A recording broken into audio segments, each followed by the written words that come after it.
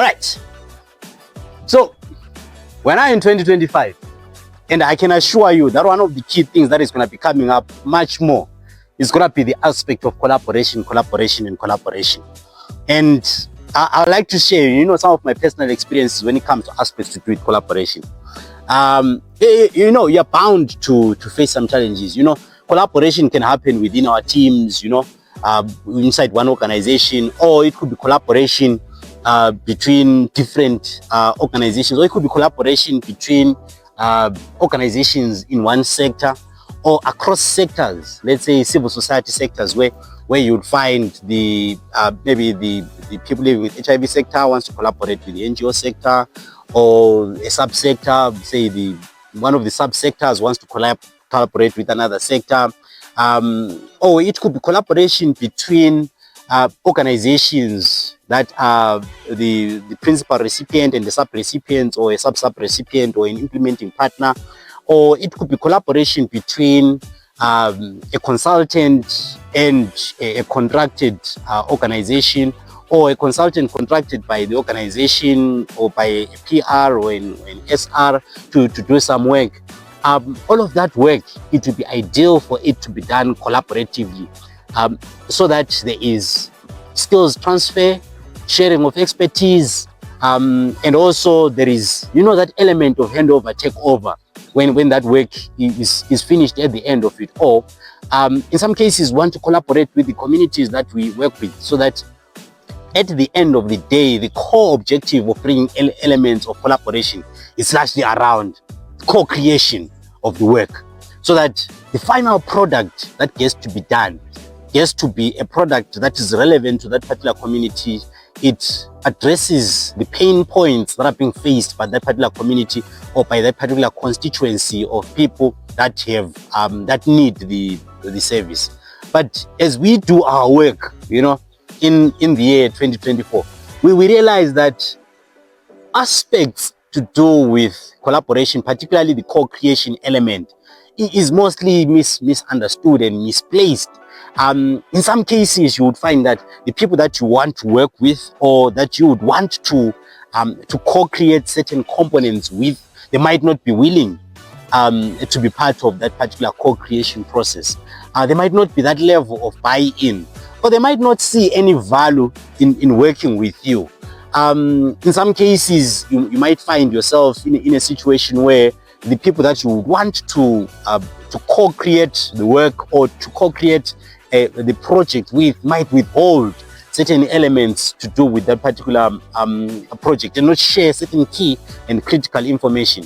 In some cases, there could be like long-standing frustrations. In some cases, they might not be happy with other collaborating partners that you have brought in place. In some cases, there will be all of these like dynamics that we always face in day-to-day life.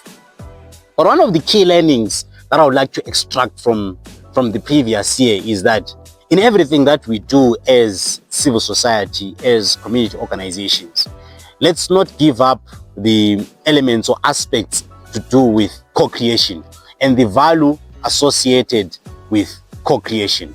In everything that we do, no matter how difficult it is, let's try and push that element to say that, colleagues, let's co-create. Let's work on this thing together.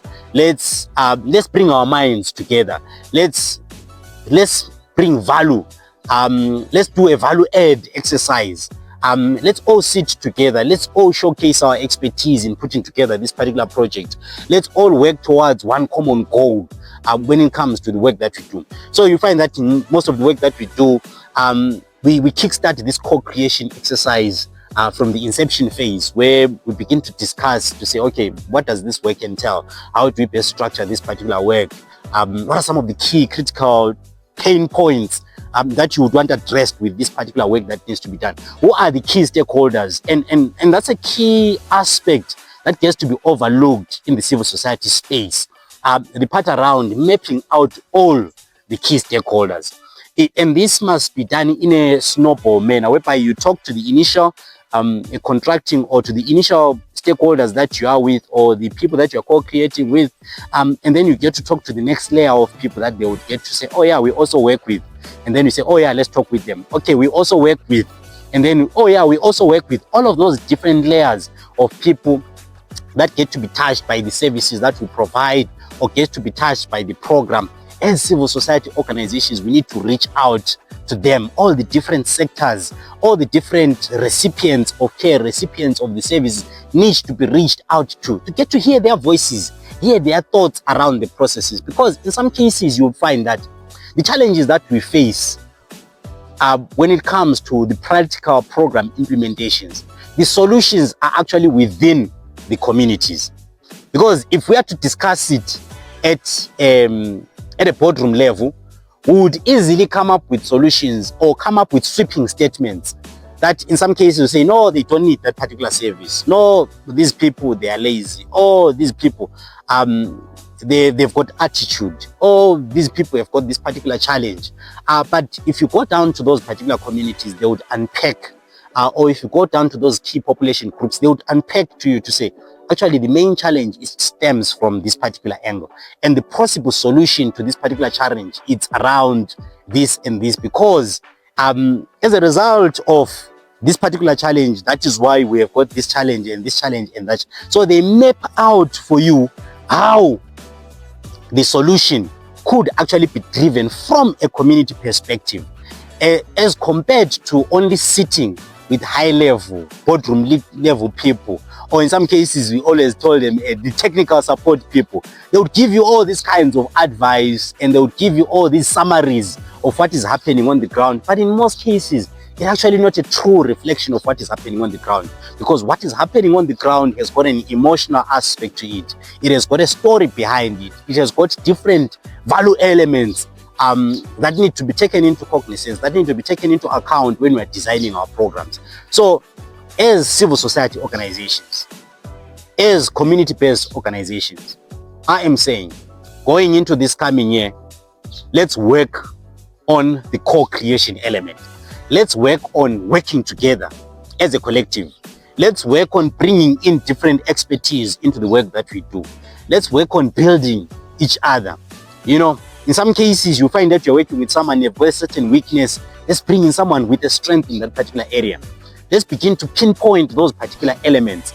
Let's not subject people to exams that are not even necessary. Let's not subject people to unnecessary competition or unnecessary tension amongst working colleagues, amongst potential collaborating partners. Some of you might not be stronger in, let's say, quantitative research or qualitative research, but there is no need for us to showcase the fact that you're not stronger in that particular element. But the easiest way is for us to come in, we plug in, we provide you that support, and then you move smoothly. Some of you are preparing yourself for the upcoming conferences, be it is the PASA conference, the Public Health Association of South Africa conference, or the International AIDS conference. You'll be having lots of great work that you are doing, but you're not in a position to put it together. You know, let's come together and let's put together the abstracts, let's put together articles, let's showcase that particular work, and we allow you to go through and showcase that the final product. So let's work towards co-creating a brighter 2025. Let's work towards co-creating how we would want our programs to be implemented in the coming year, because, you know, the future is looking bright. I know in the past year, there are certain people that might have brushed you in a wrong way. There are certain people that might have belittled your area of expertise. Don't feel bad. You know, in every community that we work with, there are certain people that will feel threatened by your presence, and they are bound to push you down. They are bound to press you down. They are bound to make you look like, no, you're not competent in this area. Instead of them pointing you in the right direction, they would actually wish you were dead and your career was dead. You know what? We are all alive. And as civil society organizations, we all need to come together and support each other. Now, we would want to tap into your expertise. As an individual, as an organization, what are your areas of expertise that you know of, and you feel like those areas are actually being underutilized, or they are being utilized, but you feel like you could potentially collaborate with other organizations? Some of you could be good, say maybe in finance, some of you in program design, some of you have got brilliant ideas in certain areas and you would want to put them to test. Some of you could be having certain brilliant ideas that have never been tested before. Please comment in the section below. But not only that, For some of you, you need certain expertise to come and join your team. They might come and join your team on a voluntary basis or provide support to your team to complement your current expertise. Please comment also in the section below and let us know what are some of those elements that you need support in so that we can co-create a better 2025. I can assure you there is nothing that beats co-creation. Some of the programs that we have done before have been so successful because of buy-in from collaborating partners to say, let's co-create a brighter future. So, you know what? The ball is in your court. Jump into the comment section below. Let's all co-create a better 2025.